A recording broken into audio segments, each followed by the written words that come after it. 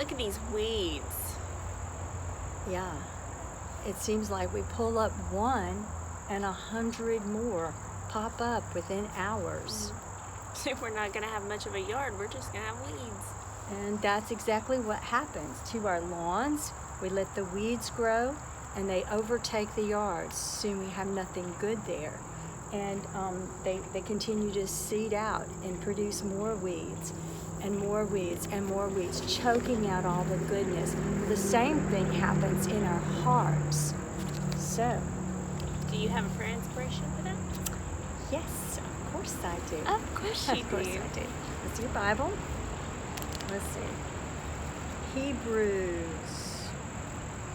Okay, you got it? Yeah. Hebrews 12. Read it. Hebrews 12:14 and 15.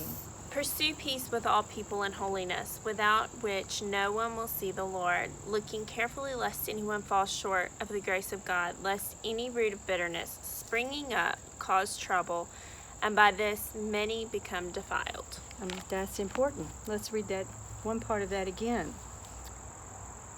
Lest any root of bitterness springing up cause trouble, and by this many become defiled. And reading that in context, I urge you to read that in context with not only Hebrews 12, but within the entire book of Hebrews.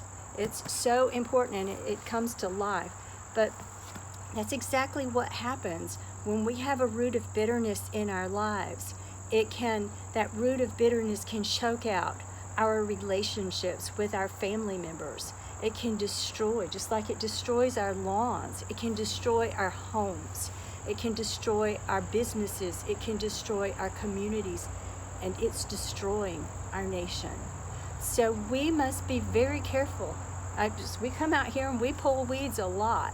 But it reminds us to pray, God, please show us where those roots of bitterness are in our hearts and remove them quickly, so that we can produce fruit that will honor God. And while you were pulling, look at these seeds. They are all over these weeds. Huge seeds. Huge seeds. And that is chilling. Not so much because of our lawn. We can hopefully at some point in the spring, it's fixing to turn cold, do something about that. But